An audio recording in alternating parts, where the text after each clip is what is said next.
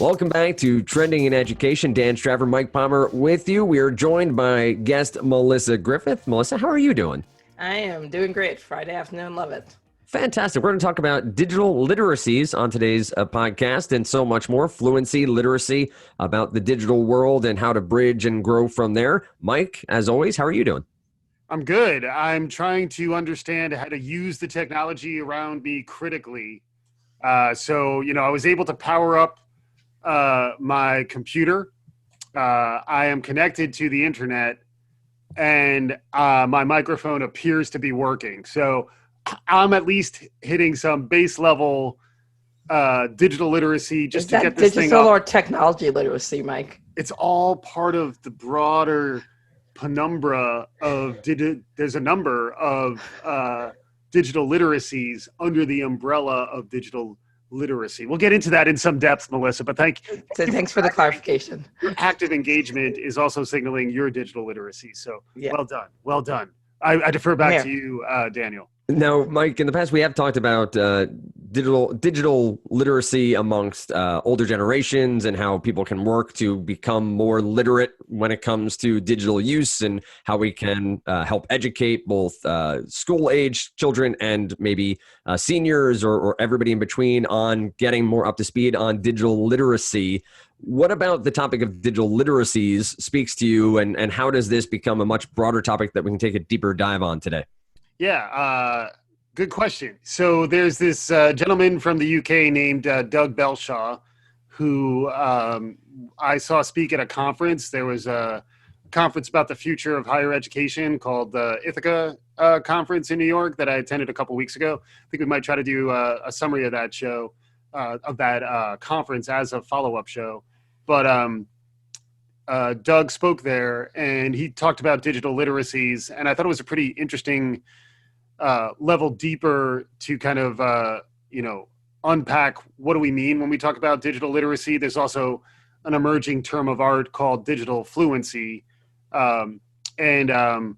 interestingly, he likes to think of it as digital literacies, plural, and that they're all about context, and that power is also an important dynamic. So I think those were kind of next level ideas. And then he outlined 8 different 4 mindsets and 4 skill sets that are relevant to engaging with sort of the digital universe in contemporary times. I kind of liken it to Howard Gardner's multiple intelligences. The idea that maybe you're better at music than you are at dance and movement. Not everybody's as gifted across those things as me, for example. But that was a joke. I was dancing. Sorry, I was laughing on the inside. No, I know you were being entertained. Yeah. But yeah, like I think it's kind of like that, where like rather than think it's a binary, like either I'm digitally literate or I'm not. It's more like there's multiple modes of being conversant, fluent, literate in digital formats, and he went into all of that with some depth. And he also does talk about the idea of surveillance capitalism, which I hadn't really heard before, but that's sort of the idea that the business models of big companies like Facebook, Google, and the like are built on sort of a constant monitoring of digital behavior, and that many of us are operating unaware of that.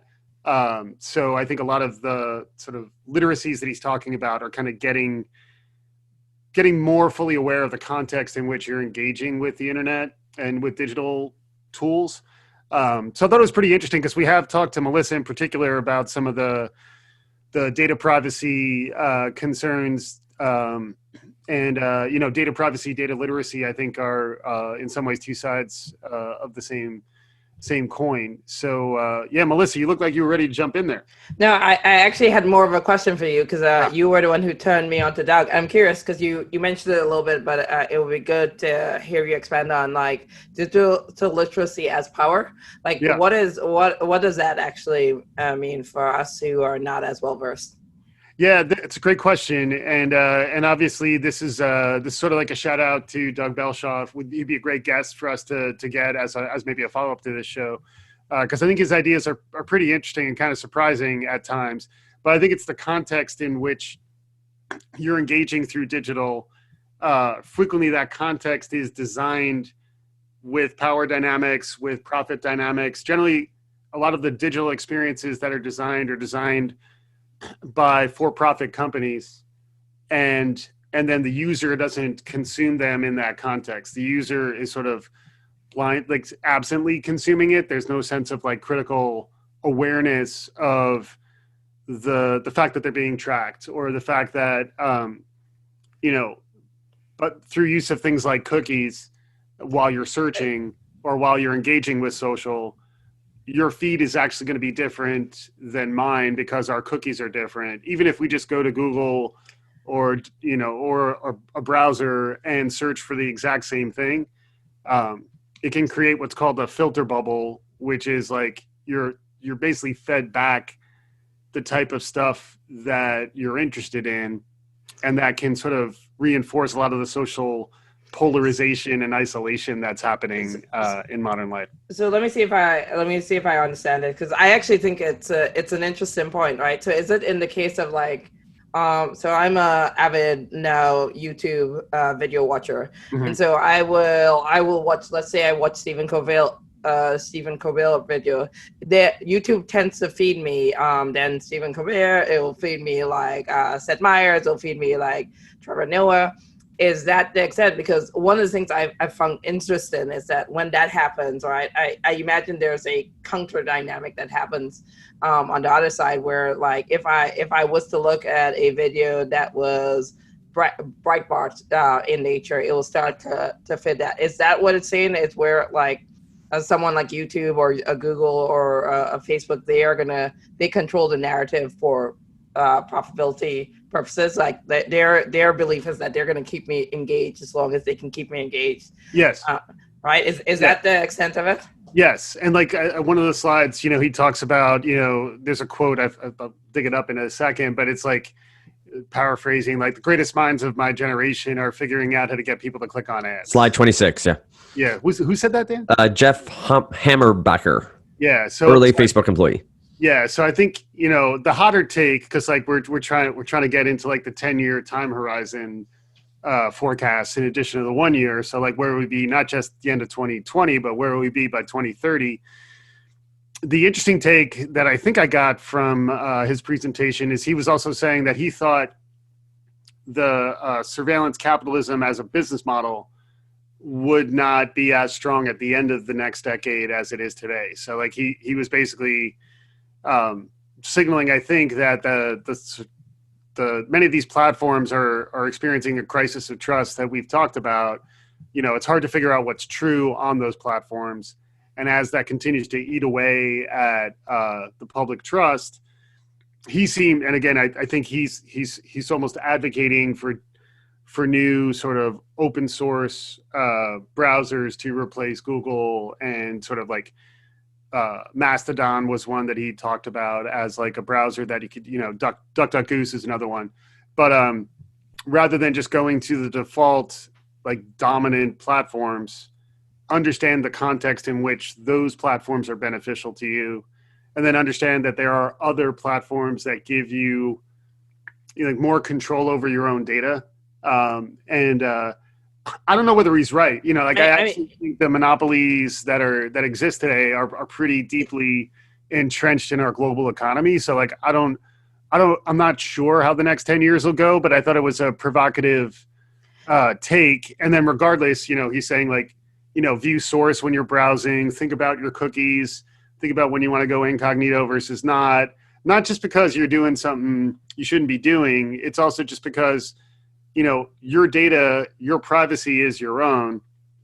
Last point I would say is like a lot of people are saying privacy is gone, so like the notion of privacy when you're in a digital format is almost dated now. So I think that is I'd almost want to hear his reaction to that, but I just thought they were pretty provocative ideas. And then I thought we could probably spend a little time just talking about the different, like the 8 or so competencies that he outlined.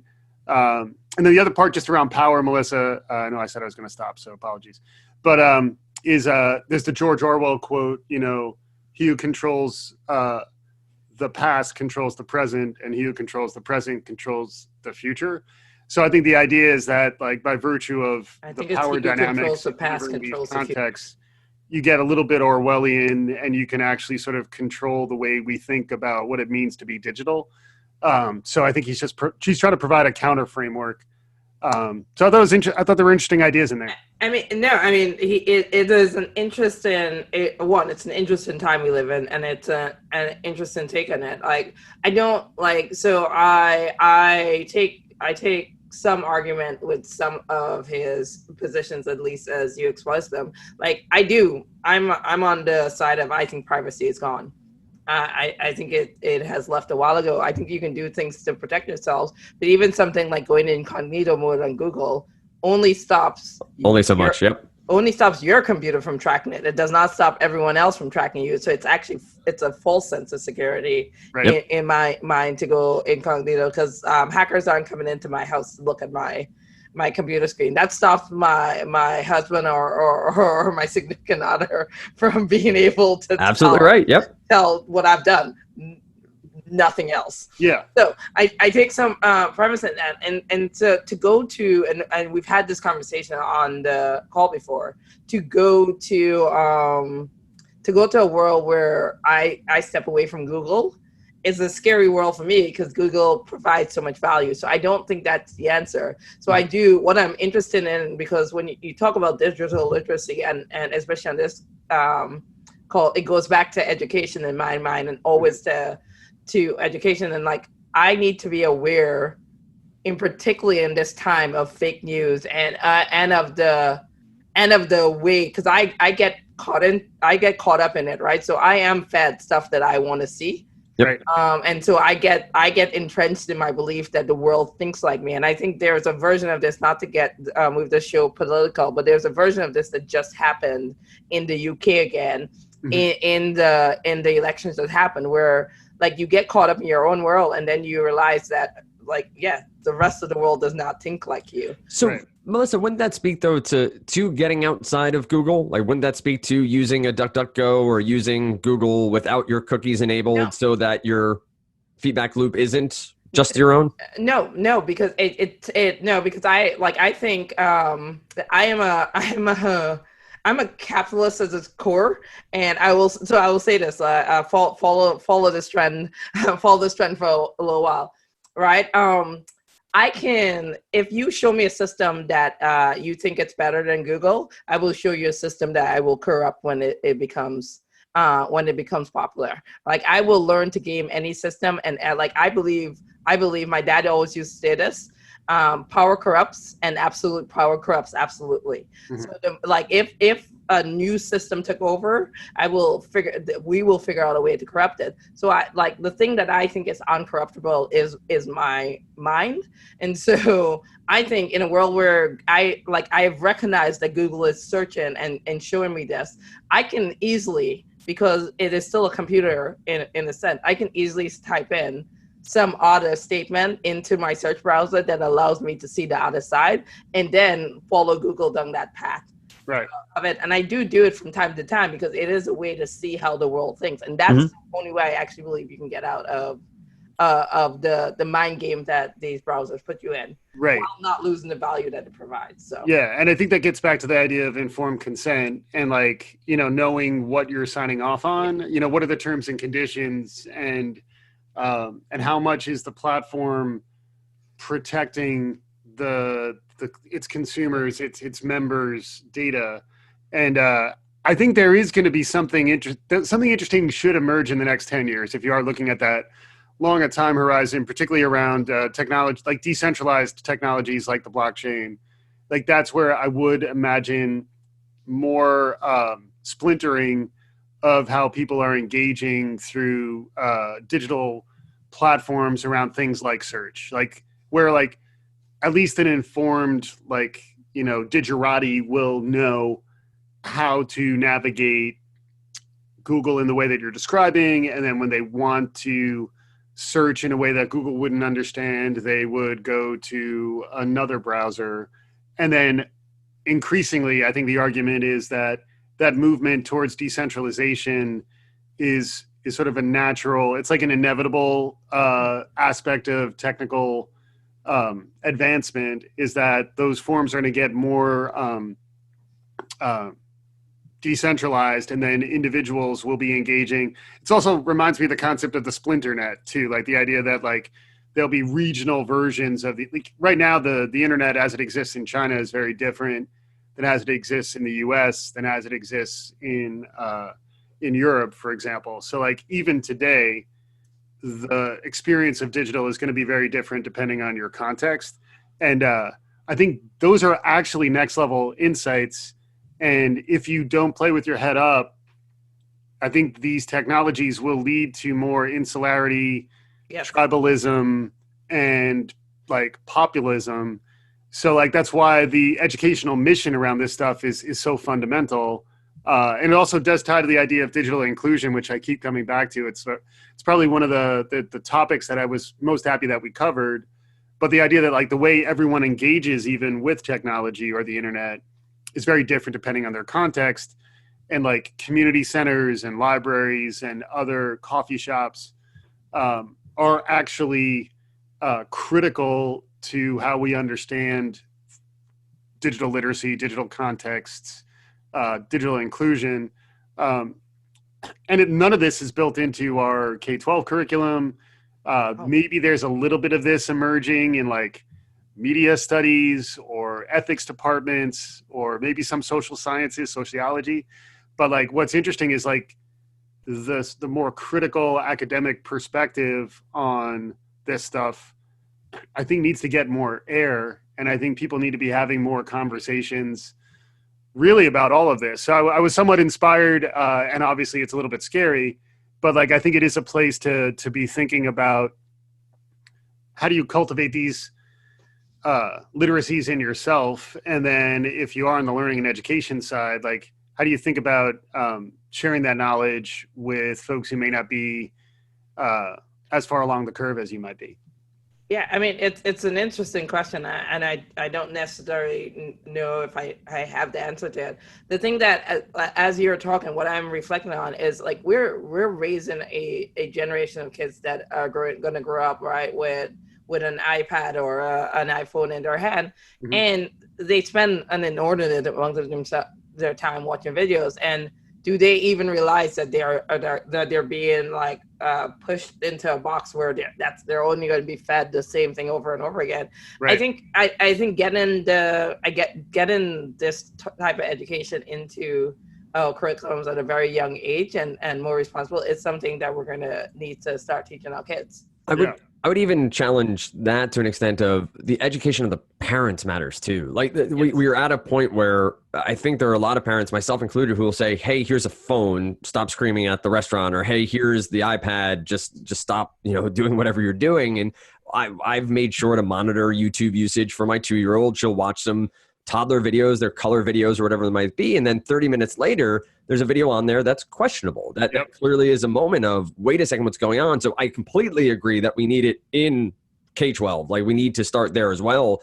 But I think as a societal problem, we need to be really understanding, educating everyone about how this world is working. And I agree with you a lot, Melissa, on, I've bought into Google. I have an Android. I give them a lot of my data, and I think they provide me more than, we've talked about this previously, more benefit than harm.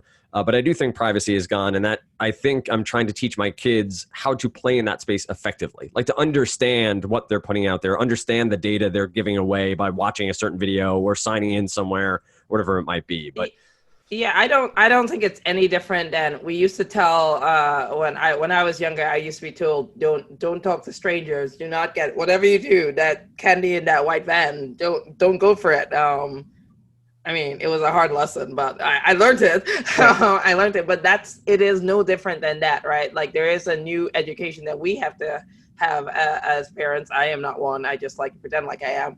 And then we're going to have to tell our kids, because I don't think I am not, and I will never be on the side of pulling back on technology or highly regulated technology in an effort to protect people, because I think technology and advancements in technology and AI and digital movements are always gonna, the benefits are gonna outweigh the dangers, and we're gonna have to learn as a society to evolve and play in those new spaces. Yeah, I agree to a certain extent. I also I think in particular the context you're talking about around the notion of like digital natives, and now I hear like AI natives or like whatever version of natives, like sort of a proxy for these kids today and the way they use the new technology. I think it's almost, to me, comes back to the idea of intergenerational diversity too, where like the idea that, you know, older generations understand what it's like to live without the phone as a regular part of their digital context. And like, that's actually something to be celebrated as much as the facility that, you know, quote unquote digital natives have with those same tools. And that the more you're sort of designing for more varied contexts, the better. And the more people are seeking out those differences, you know, like it's the whole inclusion versus exclusionary practice, you know, like how do you encourage almost the opposite of the filter bubble or the echo chamber, like the positive discovery of things that would not be served to me by the algorithm. It almost reminds me of, you know, Google used to have the I feel lucky button that nobody would hit. Yes, I know. I used to click it all the time. Okay, so it's some of us, those of us who like variable reinforcement would hit it, but like there is a little bit of that where, like, you know, the other concern is that the algorithms themselves are not, you can't view source on them because like they are just powering the feed, and we don't, even the people within these organizations, another part of that same Ithaka conference I was at had someone who was leading the election research for Facebook. And it was kind of scary because like they're not going to have their findings on the problems with Facebook's you know, data sharing policies and how it impacted the 2016 election until after the 2020 election. And like that's the part that it just kind of blows my mind, where it's like, you know, even the first do no harm idea, like, you know, you've done harm and you have not figured out, you can't kind of, you know, the genie's out of the bottle and you can't figure out how to get it back in. And now another election is coming. So like, I think it's an interesting space. And then the results of the election in the UK also signal that, you know, the echo chamber polarization, tribalism that's powered by platforms, these quote unquote surveillance capitalism platforms, you know, meanwhile, Facebook saying, you know, they're not going to remove political ads, and they're not going to remove political ads that include lies. Like that's some deep stuff, you know? And like, I feel like there are times when rather than immediately go to like a political take or like go to something inflammatory, it's more just pause and be critical about it and be like, damn, like that's complex. Not really sure what we need to do. But like, I think just, you know, embracing a little comfort with complexity, comfort with discomfort is sort of, I think, the new normal. And then the same thing about, we talk a lot about the importance of intentionality, like just know what you're doing, you know, and if you decide, you know, I'm just going to Facebook for a while because I just want to blow off some steam. And I know it's, yeah, there's advertising there, but I'm just doing it. That's your right, you know, go for it. But like, I think at least go in with your eyes open, I think. And then how do you teach people to go in with their eyes open? I mean, I think that is the last point you said there is the point. My challenge is this, right? Like, I know I don't even go on Facebook anymore. Whereas Google, I'm like, you can have my Google when you have my cold dead body. But Facebook, I'm just not interested. I go on Facebook occasionally to wish someone happy birthday. Right. Like that is about the extent I use Facebook right now, because I don't value the information. but I think it's hard, right? Because I do live in my echo chamber, whereas even if I don't read the New York Times or I don't have these videos served up to me, I live in a society where around really, really like strong liberals. Right. And so I live in that echo chamber. And so it's a hard concept for me to say, like, just let's just be more informed, you guys in the Rust Belt over there. Right. And don't fall for the Facebook ads, because the reality is, by the way those algorithms work is, and we're just mad at them right now, is that like, as a liberal, we're just mad at them, is they first searched, or like their cousin first sent them an ad that was misleading or was what they wanted to hear, and they bought into it. So we're just mad at the fact that they're probably more like populists out there than they are liberals. And well, yeah, I mean, I think we're also mad that it's that whole idea that the greatest minds of my generation have been trying to figure out how to get people to click on ads, you know? So like, that is ultimately, that doesn't have to be the foundation of our modern technology ecosystem. Like, it is, but it is, and it may be self-reinforcing, self-fulfilling, but like understanding that there are other ways to model how you would design a platform, design a system that is less predatory on the uninformed is a useful thought exercise. I agree. Maybe it can translate into policy. Maybe it can translate into something more. But like, rather than just say, it is what it is. Hey, they won. No. Fundamentally, here's my one. Fundamentally, and I may be an odd person in this mix. As a bleeding heart liberal, with a very capitalist line, like, I cannot wrong Facebook and Google for wanting to make money, right? So they have hired, because they are willing to pay them really big bucks, someone to work on this problem, right? And to do it, right? Like, instead of getting mad at them for wanting to make money and telling them, no, you're being bad for society, right? I believe if we're being bad for society, society will reject the bad element eventually, and I think you will see that eventually. And so our jobs as people who may disagree with the fundamental principle of what they're pushing is to educate, and I will continue to go back to that. It's to educate, but to educate is not to like be like smacking Facebook on the wrist. It's not going to work. Like, they're a publicly traded company. At the end of the day, if I invest in their stock, or I want to make money, or if I short their stock because I believe they're going to go out of business, which is what I'm doing.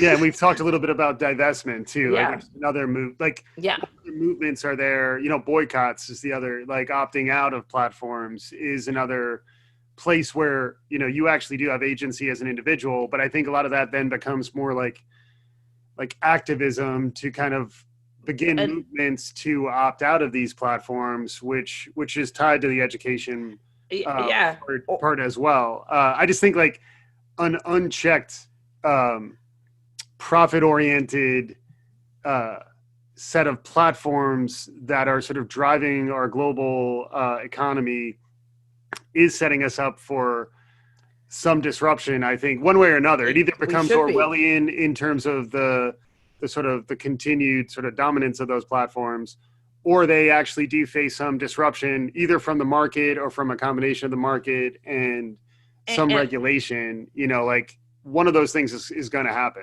I agree, but I think as if we the activism is to beat them at their own game. It's to use these platforms for good rather than evil. That will continue to be my position, whether it is possible or not. And to really, it is to understand like what it is, like make sure that the world understands that you are being fed a better lies when you are being fed a better lies. Right. And and it does remind me a little bit of the Business Roundtable sort of pitch, you know, C Corps too, like companies that are actually understanding that there's multiple stakeholders, including the employees they need to attract and retain, the customers they want to get lifetime value from, their suppliers, et cetera. Like, all these people want to engage, all these stakeholders want to engage with an organization that has a position on these things.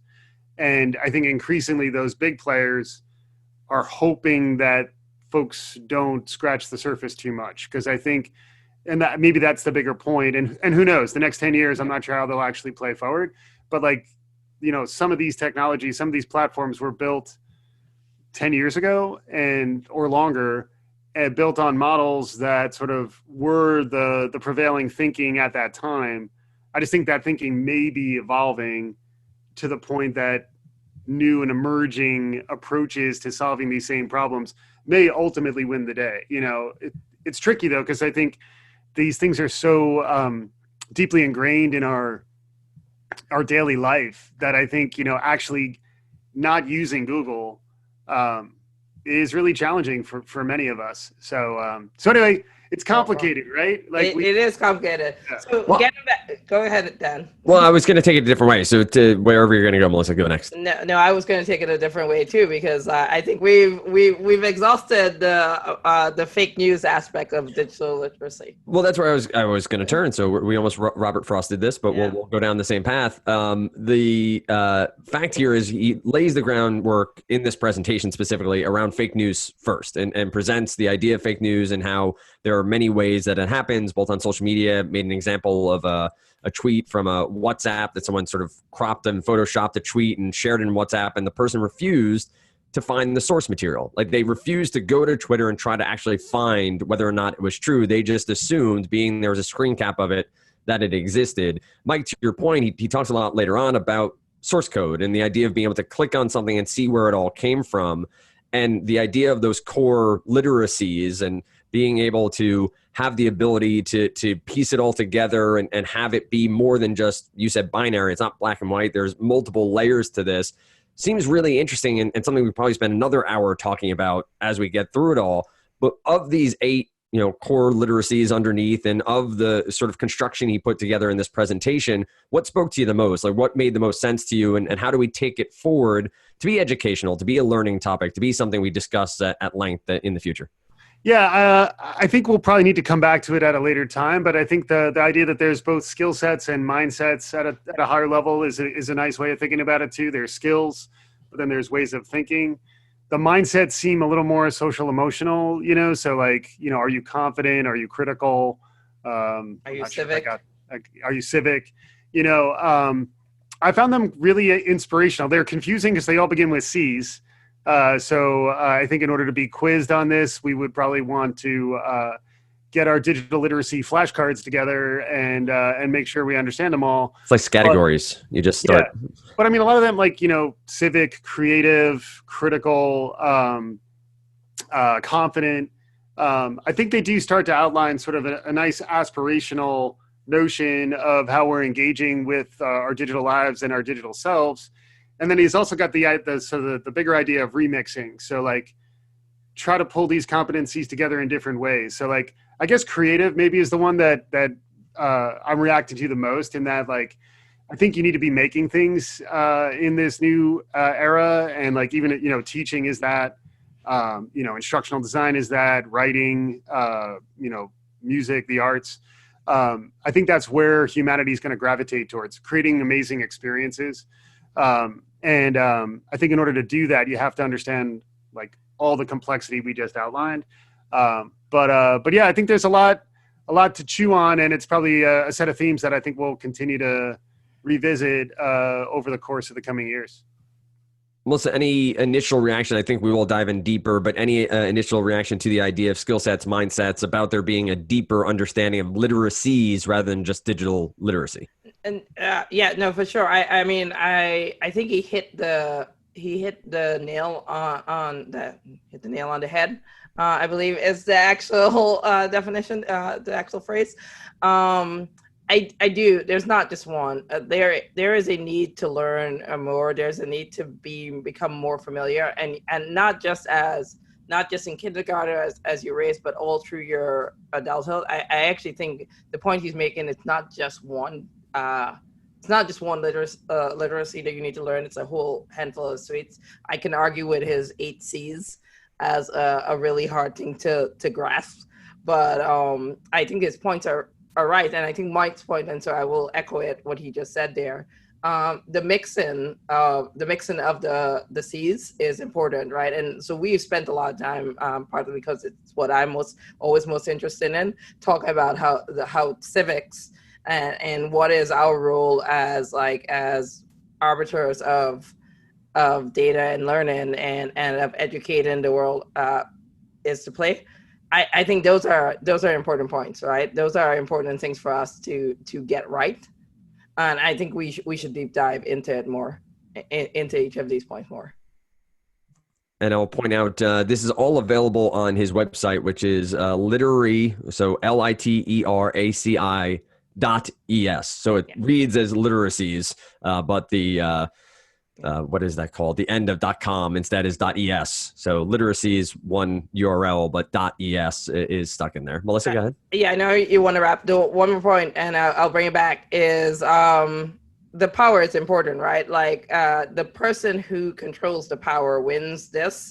This is why I asked Mike to explain it at the start, was because like right now the algorithms do control it, and they do control what we see and what we do, and they have all the power to dictate what we do. But that power is something that we have given them as a society, and us educating ourselves is actually what I actually think will take that power back to us, and we get to govern our own lives, is what I always try to remind everyone. A lot of this discussion predicated off of the work of Dr. Doug Belshaw. Again, it's Literacies with the .es as part of the URL. You can go check out his work. All of his slides are readily available for public consumption and will help this conversation as you listen to it here on Trending in Education. He has other TED Talks from previous stops along the way, and does some Periscopes as well over on Twitter. If you want to check out more of his content, we'll be reaching out, hopefully bring him here onto the podcast in the not too distant future, question him on the 8 C's. But then go deeper, obviously, into all of this discussion points as we roll on. You can find us on Twitter at Trending in Ed. Same on Facebook. LinkedIn, it's linkedin.com/Trending in Education. Want to know what you think about digital literacy and fluency, but even further, these sort of frameworks around digital literacies that we discussed on today's episode. More to come in the future, and hope you enjoyed listening to Trending in Education.